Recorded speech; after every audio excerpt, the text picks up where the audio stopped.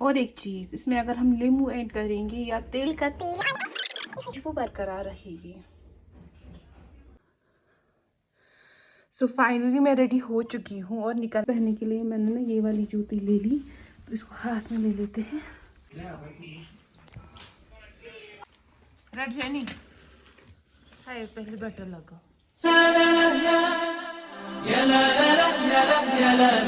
अस्सलाम वालेकुम वरहमतुल्लाहि वबरकातुहू। तो कैसे हैं आप सब लोग? उम्मीद है आप सब लोग खैर आफियत से होंगे और ईमान की बेहतरीन हालत में होंगे। तो अभी बज गए हैं शाम की 4:30 और मुझे जाना है त्राल, और यहाँ मैं तैयार होने वाली थी। तो मैंने सोचा क्यों ना पहले से ब्लॉग बना देते हैं। तो ये रहा मेरा सूट। आपको पता है ये वाला सूट ना मुझे मेरे ससुराल वालों ने लाया था, जो हमारी एंगेजमेंट करके थी।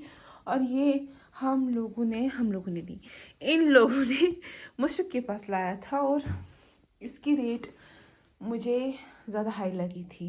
ये रहा सूट, ये इसका दुपट्टा है, वेट, ये इसका दुपट्टा है और इसका शलवार है। So I am finally ready to go. तो this is my overall look. Wait, hopefully ये सब कुछ आ रहा होगा, क्योंकि अभी फिर देर हो जाएगी, निकलना है और सब लोगों को पता है हमें दूर जाना है, तो निकलते हैं। सो फाइनली मैं रेडी हो चुकी हूँ और निकलने का वक्त आ गया है, तो निकलते हैं। पहनने के लिए मैंने ना ये वाली जूती ले ली, तो इसको हाथ में ले लेते हैं और नीचे चलते हैं। So wait, this is the room. I मैं Few moments later. तो बाहर की ओर निकलते ही बारिश शुरू नहीं हो गई। ऑनेस्टली बारिश ऑलरेडी शाम से हो रही थी, तो ये मौसम भी बहुत ज़्यादा खुशगवार था, मज़ा बहुत था। और रास्ते में ट्रैफिक जैम, ये तो मैंने पता नहीं कितनी ब्लॉग्स में अपने में बोला होगा कि गांधरबल से जो ही निकलते हैं तो वहाँ पे ट्रैफिक जैम होता है। एज़ यूजुअल गांधरबल पहुँचते ही मेरे शौहर को काम पड़ गया, जो कि हमेशा इसी चौक में ही काम उनको पड़ता है।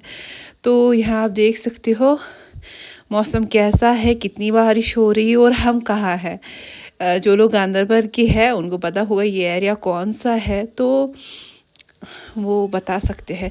वैसे मुझे लगता है ये गांधरबल चौक है। Few moments later. तो काम वाम निपटा के हम लगभग बुलवार रोड पे पहुंच गए, क्योंकि वहाँ से मेरे शौहर निकलते हैं एज़ यूजुअल जब कोई काम नहीं होता है, मतलब मेन मार्केट से कोई काम नहीं होता है तो वहीं से हम निकलते हैं। तो यहाँ हम पहुँच गए और आप रास्ते में देख सकते हो ये पामपोर का एरिया है बाय द वे। तो यहाँ मैंने शौहर को बोला था कुछ मोमोज़ खा लेते, कुछ मोमोज़ खा लेते हैं। तो वो उतर गए और मोमोज़ लाने गए, क्योंकि एक दो बार वो तो उतर गए थे कुछ लाने के लिए, लेकिन वहाँ पे मार्केट बंद हो गया था, देर हो गई थी। लेकिन जो ही उन्होंने मोमोज़ लाए ना, दैट वाज वर्स्ट। वो इतने गंदे थे ना, मैं कह नहीं सकती हूँ। और आप ये देख सकते हो पामपोर का वो जो चौक होता है ना, जहाँ से सोमोज़ वगैरह मिलती है, लगभग वहीं पे था। तो मैं आपको शो भी कर देती हूँ मोमोज़ कैसे थे। लेकिन मैंने ज़िंदगी भर ऐसे मोमोज़ गंदे नहीं देखे होंगे। जो इसकी फिलिंग थी दैट वाज नॉर्मल, लेकिन जो बाहर का था ना वो आटा आटा था, मतलब वो स्टीम लग ही नहीं थी जैसे मोमोज़ में। उनके घर में ना मैं बेटर बनाती हूँ, मतलब मच बेटर। तो ऐसे थे, चटनी वही, मैं क्या ही बोलूँ। तो आप लोग देख सकते हो लगभग हम लोगों ने कहाँ पे ये मोमोज़ लाए। तो इस वाले जो राइट वाला एरिया है ना, वहाँ से हम लोगों ने मोमोज़ लाए। मेरे शौहर ने थोड़ा अंदर पा करके गाड़ी रखी थी। एंड फाइनली ये लग गए बच्चों के लिए चीज़ें लाने, जो कि घर में बच्चे होते हैं उनके लिए चीज़ें लाने। आपको पता है इस व्लॉग को एडिट करने में मुझे कितनी ज़्यादा दिन लग गए, इसलिए नहीं कि मसरूफियात थी, समहाउ ऐसा भी समझो, लेकिन इसलिए क्योंकि हमारे नेबर्स ना छत दे रहे हैं, तो वहाँ से शोर बहुत ज़्यादा आ रहा है। जो ही मैं एडिट करने की कोशिश करती हूँ तभी मशीन शोर आ जाता है। तो इसको मैं 3 दिन से एडिट कर रही हूँ, इनकी मुझे कल वीडियो डालना था। मुझे ये भी नहीं पता ये आज अपलोड होगा या नहीं होगा, क्योंकि जो ही मैं वॉइस ऑन करती हूँ तभी मतलब मशीन चलती है, जो ही मैं बंद करती हूँ तब मशीन बंद होती है। What a coincidence.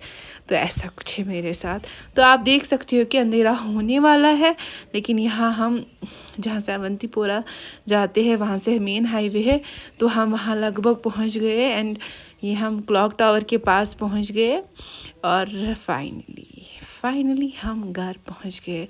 और यहाँ मैं ना डैडी के पास बैठ गई और शान जी साइड में। तो पहले हम लोगों ने जूस वगैरह पिया होता है ना, आफ्टर नमकीन चाय। और नमकीन चाय तो हमारी फेवरेट ही है ना, सभी लोगों की फेवरेट है। Few moments later. एडिटिंग के दौरान मुझे ये चीज़ दिमाग में आ गई, जो मैंने इससे पहले नमकीन चाय वाली क्लिप उठाई है ना, मैंने वो वाली नहीं उठाई है जो हमने देर से पी। ये मैंने वो वाली उठाई है जो हमने सुबह पी, क्योंकि इसमें लवासे है, लवासे शाम को नहीं मिलते हैं। तो देखो ना मैं कितनी ऑनेस्ट हूँ। बाय द वे मज़ाक कर रही थी, वो आप पे डिपेंड करता है कि आप मुझे किस अंदाज से लेते हो। लेकिन मैं जो भी व्लॉग बनाती हूँ ना, एक ऑनेस्ट वे से बनाती हूँ, कोई झूठ नहीं, कोई मिलावट नहीं, कुछ भी नहीं। हाँ, जो मुझे मुनासिब लगता है दिखाने के लिए वो दिखा देती हूँ, जो नहीं लगता वो नहीं दिखाऊंगी। That's it. और यहाँ पे क्या है ना, कल सुबह मैंने देखा कि डैडी ने बहुत ज़्यादा धनिया लाया है, लेकिन इसकी खुशबू फिर चली जाती है। आप सब लोगों को पता है, एक बारी मैंने एक वीडियो किया था अपलोड, जो मैंने सुखाया था और उसकी खुशबू चली गई थी। तो मैंने सोचा इस बारी कुछ कर लेते हैं, जो कि इसकी शेल्फ इंक्रीज़ हो जाएगी और धनिया बच जाएगा। इवन कि बहुत सारा धनिया ख़राब ही हो गया। देखो ना, श्रीनगर वाले एरियाज़ में कितना महंगा पड़ता है, हमारे एरियाज़ में भी महंगा पड़ता है नो डाउट, लेकिन हमारे घर में इतना ज़्यादा था, मैंने सोचा कुछ ना कुछ इसमें कर ही लेते हैं। तो यहाँ मैंने पहले सोचा कि पहले साफ़ कर लेते हैं, जो कि मम्मी ने साफ़ कर दिया। थोड़ा बहुत इसका कलर चेंज हो गया है, थोड़ा बहुत। वो इसलिए हो गया है क्योंकि ये कल शाम को साफ़ किया था। तो पहला प्रोसेस मैंने इसका किया क्लीनिंग, दैट मीन्स कि इसको पहले धोना पड़ा।